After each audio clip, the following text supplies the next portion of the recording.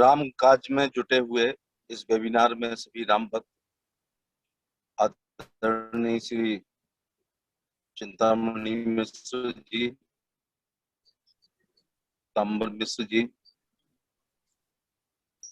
आदरणीय श्री श्याम जाजू साहब, कुमार और देश और विदेश से सभी जुड़े हुए महान भाव, आदरणीय भरत महाराज, मेरा सौभाग्य है कि भगवान राम से जुड़ी हुई ग्रंथ जो रामायण रिसर्च काउंसिल ने पिछले 3 साल में अथक प्रयास के द्वारा, उसके अनुसंधान से भी मेरा एक थोड़ा सा रिश्ता है। अथक प्रयास के बाद और शोध के बाद 1108 पृष्ठों की इस श्री रामलला मन से मंदिर तक इस ग्रंथ के निर्माण को कर रहे हैं। 10 भाषा में ये अनुवादित है। हमारे यहाँ 11 शुभ होता है, तो मैं संपादक मंडल से ये भी अनुरोध करना चाहूंगा कि 11 भाषाओं में ये इसका ट्रांसलेशन हो जाए, तो 10 की जगह 11 अच्छा लगता है। और 21 देशों में इसका विमोचन की रूपरेखा बनाई गई है। भगवान राम हम सबके लिए आराध्य हैं, इसमें कोई दो बात नहीं। चाहे वो लोकतंत्र हो या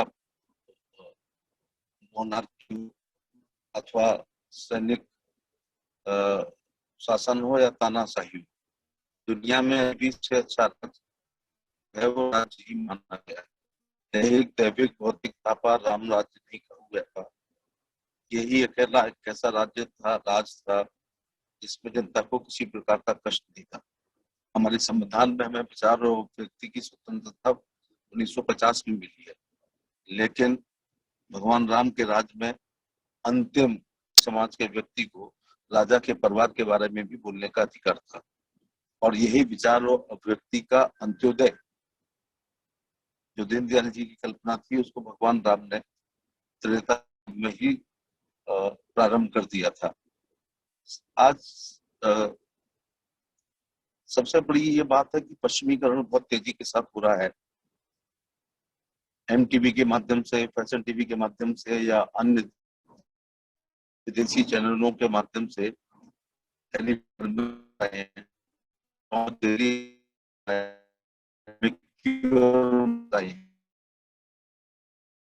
जो है लोगों को याद नहीं। मैं कोई आलोचना की दृष्टि से नहीं कह रहा हूँ। एक घर में बच्चों का नाम के घर का नाम रामायण, उनके भाइयों का नाम कुछ, लेकिन एक इंटरव्यू में भगवान राम से और रामायण से जुड़ा हुआ छोटे से प्रश्न को ऐसा परिवार इसलिए नहीं बता पाया था कि लॉर्ड मैकाले की शिक्षा पद्धति द्वारा भी लोग पढ़े हुए हैं। ये हमारा दुर्भाग्य है कि ना हमारे प्राइमरी, ना हाई स्कूल बोर्ड में, ना CBSE में, ना उनसे जुड़ी हुई चीजें अथवा रामायण का कुछ अंश अथवा रामचरितमानस का अंश अथवा संदर्भ और प्रसंगों के माध्यम से राम कथा हमारे पाठ्यक्रम में नहीं है।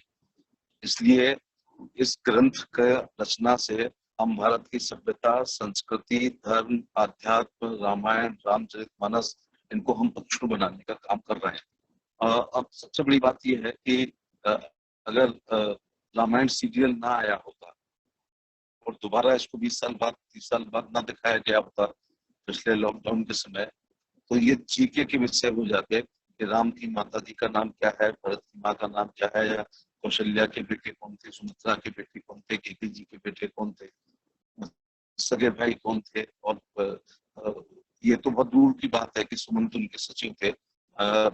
ये इसलिए मैं ये भी अनुरोध करना चाहूंगा, ये हमारा जो महाग्रंथ है ये लाइब्रेरियों में तो जाए, चाहे शासन के द्वारा जाए, प्रशासन के द्वारा जाए, लेकिन राम से 1108 पृष्ठों की इस ग्रंथ को, हो सकता है आजकल लोगों का समय नहीं है, मोबाइल का युग है, लेकिन मैं सरकार से अनुरोध जरूर करना चाहूंगा कि कक्षा 1 से लेकर और 5 के बीच में निश्चित तौर से, चाहे वो हमारे पूर्वजों के माध्यम से या हमारे आपातियों के माध्यम से, ये हमारे पाठ्यक्रम में जरूर शामिल होना चाहिए।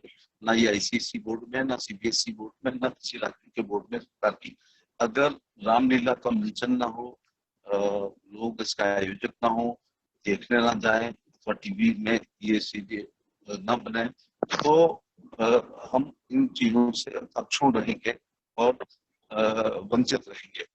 इसलिए मैं बहुत आभार प्रकट करना चाहूंगा रामायण रिसर्च काउंसिल का कि उन्होंने बहुत ही मेहनत करके और 3 साल के गहन शोध और अध्ययन करने के बाद इस महाग्रंथ को अंतिम रूप में देने का काम किया है। मैं लंबी बात ना कहते हुए मैं बस आभार प्रकट करना चाहूंगा कि इस प्रकार का जिसके दिमाग में ये पहला विचार आया था कि हम रामलीला मन से मंदिर तक, तो केवल तो सबसे बड़ी बात है कि अगर बच्चे मर्यादा पुरुषोत्तम थे पूरा तो नहीं चल सकते हैं, लेकिन उसका 1/1,00,000 गुना भी भगवान राम के चरित्र को आत्मसात करें, तो एक बात तो मैं कहना चाहूंगा कि पुलिस को भी घर में नहीं आ सकती है, क्योंकि वो मर्यादा पुरुषोत्तम थे। उनका जो पूरा था वो सामाजिक नियम और उस समय के जो भी नियम थे उनका पालन करना भगवान राम अपने में समझते थे। तो एक 14 दिन की आचार संहिता लगती है जब हम लोग चुनाव लड़ते हैं, और उस 14 दिन की आचार संहिता का पालन करना मेरे जैसे व्यक्ति को भी बहुत कठिन होता है और कभी कभी मुकदमे भी कायम होते हैं। लेकिन भगवान राम ने अपना पूरा जीवन आचार संहिता का पालन किया है, तो कितना कठिन होता है। हम लोग पॉलिटिकल लोग 14 दिन आचार संहिता में हमारे लिए बड़ा कठिन हो जाता है। तो जन्म से लेकर मृत्यु तक एक आचार संहिता वाला जीवन उन्होंने जिया है। तो अगर नई पीढ़ी जिनसे मैंने कहा ना कि पश्चिमीकरण बहुत तेजी के साथ हो रहा है, ऐसे समय ये महाग्रंथ हमारा जो है ये बहुत सामयिक है, और इसको पढ़ करके और घरों में इसका इसका पठन पाठन हो, वाचन हो, पुस्तकालयों में रहे। और मैं तो माननीय HRD मिनिस्टर से भी, शिक्षा मंत्री से भी कहना चाहूंगा कि इनको जो है हमारे पाठ्यक्रम में, चाहे वो छोटे रूप में, चाहे वो एक संदर्भ और प्रसंग के माध्यम से, राम के संदर्भ और प्रसंग के माध्यमों से ये हमारे पाठ्यक्रमों में शामिल जरूर होना चाहिए।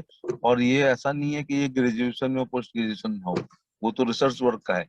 लेकिन 7 साल से 12 साल की उम्र के बच्चे के जो संस्कार होते हैं वो जीवन भर काम आते हैं।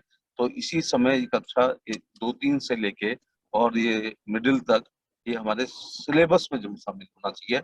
जो चीज सिलेबस में होती है वो पढ़ना अनिवार्य होता है, और जो सिलेबस में नहीं होता है वो ऑब्लिगेटरी होता है, मैंडेटरी नहीं होता है। इसलिए इस सभी बहुत महत्वपूर्ण लोग इस वेबिनार से जुड़े हैं जिनकी सत्ता और सरकार में भी दखलंदाजी है। इसलिए हमें ये अनुरोध करना चाहिए कि ये किसी भी रूप में और नई शिक्षा पद्धति जो आ रही है उसमें हम अपने पाठ्यक्रमों में भी शामिल करें। बहुत बहुत धन्यवाद। जय श्री राम।